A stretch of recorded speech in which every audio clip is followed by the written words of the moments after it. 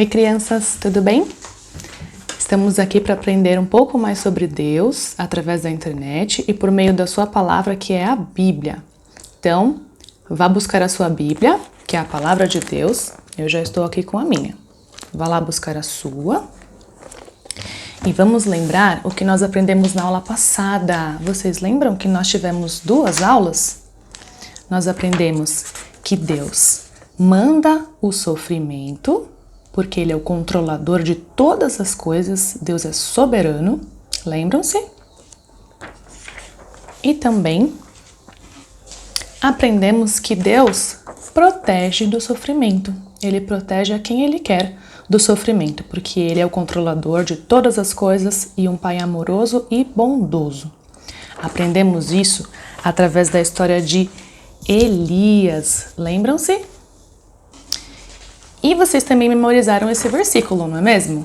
Muitas crianças mandaram um áudio para a Proaline, eu fiquei muito feliz, porque muitas crianças memorizaram o nosso versículo da semana passada, que é esse aqui. Pois ele fere, mas trata do ferido. Ele machuca, mas suas mãos também curam.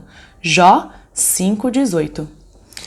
Peçam para a mamãe e o papai de vocês colocarem esse versículo na parede, na geladeira, no seu quarto, em algum lugar, para você nunca esquecer dessa verdade tão importante, tá bom? Não é porque foi aula passada que a gente tem que esquecer o que a gente memorizou. A gente tem que guardar no coração e lembrar sempre, revisar sempre, tá bom? Porque hoje vamos aprender mais um pouquinho. Muito bem, já pegou a sua Bíblia? Agora vamos abrir lá em 1 Reis, lembram-se? É a continuação do texto da aula passada, mas os próximos versículos, olha lá.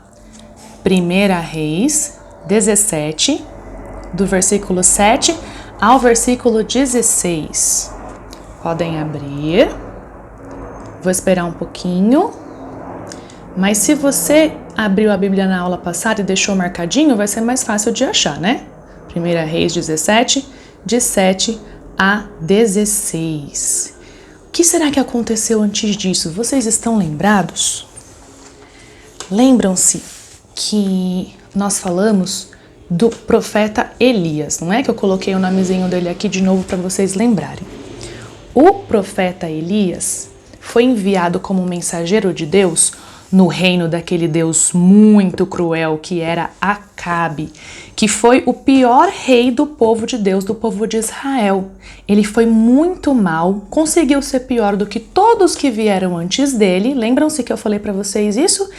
E ele foi pior porque ele foi mais idólatra e fez todo o povo de Israel adorar um Deus falso, que era Baal, lembram-se? E ele se casou com aquela mulher terrível que era a Jezabel, que não era do povo de Deus, ela não era israelita. E ela adorava a esse falso Deus, que nem existe. Mas ela preferia adorar esse falso Deus do que adorar o nosso Deus verdadeiro, o único Deus verdadeiro, que é o Criador de tudo, né? De todas as coisas. Eles até fizeram um poste ídolo, vocês se lembram? Que era uma construção que as pessoas adoravam e se prostravam perante aquele poste para adorar a Baal. E Deus ficou muito irritado com isso tudo. Por isso, ele enviou um profeta chamado Elias. Elias era um profeta de Deus, ou seja, ele ouvia o que Deus falava e falava para as pessoas. E através de Elias, Deus disse que não haveria mais o quê? Lembram-se? Algo que a gente precisa muito para sobreviver? A chuva, certo? Pois é. E aí nós entendemos que Deus manda o sofrimento, porque como Ele controla tudo, Ele tirou a chuva, as pessoas não tinham mais o que comer, não tinham mais o que beber, começaram a morrer. Mas aprendemos também que Deus protege do sofrimento, porque Ele mandou Elias ir para um lugar onde havia água. Lembram-se? Aquela torrente, aquele riacho. E protegeu Elias ali, mandando os corvos para levar pão e carne para ele todas as manhãs e todas as noites. Ok? Paramos aí. Lembraram-se da nossa história? Pois é, mas o que aconteceu depois disso? que está nesse texto aí, a partir do versículo 7. Olha só, eu vou ler para vocês. 1 Reis 17, 7. Mas passados alguns dias, a torrente secou, porque não chovia sobre a terra. Então, olhem só, aquela fonte de água que Deus tinha dado para proteger Elias do sofrimento, da seca, acabou, foi embora. Não chovia e aquele riacho devia ser um riacho pequenininho. Quando não chove, o que acontece com os riachos pequenos? Eles vão minguando, minguando até que secam. E aí, acabou o riacho que alimentava Elias. Então, o que aconteceu depois disso? Vamos para o versículo 8, que Deus falou novamente com Elias. Volta para cá o Elias. Sabe o que ele falou assim? Sabe o que ele disse? Ele disse assim: Elias, dispõe-te e vai a Sarepta, que pertence a Sidom, e demora-te ali onde ordenei a uma mulher viúva que te dê comida. Então, olha só, Deus disse para Elias ir para uma cidade. Vou escrever o nome dessa cidade aqui, que é esse aqui, ó.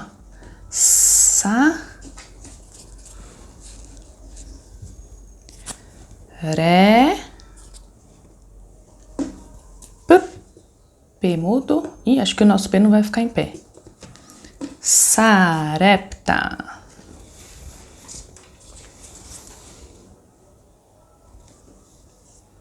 Ele não vai ficar mesmo. Vou deixar ele assim, tá? Mas aí vocês sabem que esse daqui é o P, que ele tem que ficar em pezinho, tá bom? Então, Deus mandou Elias ir para esse lugar, para Sarepta. E sabiam de uma coisa? Que lá Sarepta era um lugar controlado pelo pai de Jezabel. Lembra Jezabel, aquela mulher malvada com quem Acabe casou? O pai de Jezabel, ele adorava também quem? Aquele deus falso que não existe, Baal. E essa cidade ficava naquela região controlada pelo sogro de Acabe, pelo pai de Jezabel. E eles acreditavam que Baal é que mandava a chuva. Olhem só como eles estavam enganados, não é mesmo? Nós aprendemos que Deus que controla todas as coisas. Mas Deus mandou Elias para lá e olha só o que vai acontecer. Quando Elias chegou lá, ele encontrou aquela viúva. Vocês sabem o que é uma pessoa viúva, o que é uma mulher viúva? É uma mulher que já foi casada, ela se casou, teve um marido, mas o marido dela, infelizmente, morreu. Então agora ela é uma viúva. Ela é uma mulher que já foi casada, cujo marido morreu. E quando Elias encontrou a viúva, sabe o que ela estava fazendo?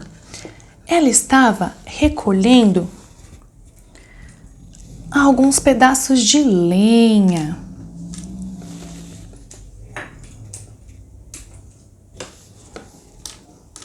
Lá em Sarepta. Então, Elias disse assim para ela, olhem lá. Chegando à porta da cidade, estava ali uma mulher viúva apanhando lenha. Ele chamou e lhe disse, traze-me, peço-te, uma vasilha de água para eu beber. E a mulher, sim, senhor. Saindo, foi buscá-la. Então ele chamou, moça, e disse, traze-me também um bocado de pão na tua mão. Porém, sabe o que ela respondeu? Tão certo como vive o Senhor teu Deus, nada tenho cozido. Há somente um punhado de farinha numa panela e um pouco de azeite numa botija. E vês aqui, apanhei 2 cavacos e vou preparar este resto de comida para mim e para meu filho. Comê-lo-emos e morreremos. Olhem só o que a viúva disse, que ela em casa não tinha nada além de um pouquinho de farinha. Olha só, devia ser só um restinho, não é mesmo? pois naquela terra havia fome devido à seca. E também só um pouquinho de azeite. Só um pouquinho, já no final, pois ela disse que prepararia aquilo com aqueles gravetos que ela tinha pego, aquela lenha, assaria algum alimento para ela e para seu filho e depois eles morreriam porque não teria mais o que comer. Mas olhem só o que Elias disse para ela. Elias lhe disse assim: não temas, vai e faz o que disseste, mas primeiro faze dele para mim um bolo pequeno. Traze-mo aqui fora, depois fará para ti mesma e para teu filho. Porque assim diz o Senhor Deus de Israel. Estou no versículo 14, hein? Prestem atenção. A farinha da tua panela não se acabará. E o azeite da tua botija não faltará. Até o dia em que o Senhor fizer chover sobre a terra. Olhem só, e foi assim mesmo que aconteceu. A farinha da panela da mulher não acabou. Ela se multiplicou, ela usava e sempre tinha farinha ali. Assim como o azeite, que também nunca acabou. Ela usava e não acabava. Quem será que estava fazendo isso? Deus, não é mesmo? Porque ele tinha prometido através de Elias que ele daria o sustento para aquela viúva, para a família dela também. E essa é a lição de hoje, crianças. É Deus que dá o sustento. Vamos ler aqui, ó. Deus dá o sustento. Lembrem-se disso, que não importa o que acontecer, sempre é a Deus que nós devemos pedir o sustento. Talvez, nesse momento, o seu papai e a sua mamãe estejam preocupados porque, estando todos em casa, não tem como trabalhar, então não tem como ganhar um salário, um dinheiro para comprar o alimento, não é mesmo? Mas vamos lembrar sempre, nós vamos lembrar, o papai e a mamãe também, que Deus dá o sustento. Memorizem essa verdade. Ele é o dono de todas as coisas, Ele que nos dá o alimento, Ele que nos dá tudo o que nós precisamos. Vamos memorizar o nosso versículo de hoje, então, desta manhã? É esse aqui, ó. Salmo 136, 25. Olhem só. Ele dá alimento a todos os seres vivos. Seu amor dura para sempre. Salmo 136, 25. Não precisa nem explicar esse versículo, né? Ele tá muito fácil, muito claro de entender. Ele aqui está falando de Deus, a Bíblia está falando de Deus. Ele dá alimento a todos os seres vivos. Eu sou um ser vivo, você é um ser vivo. Até aos animais é Deus também que dá o alimento. E o seu amor dura para sempre. Vamos memorizar esse versículo e depois mandar o áudio para a Pro, tá bom?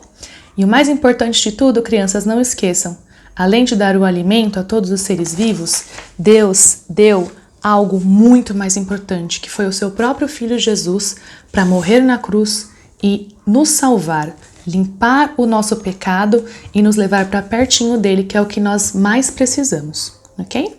Então, obrigada por terem assistido, até a próxima aula.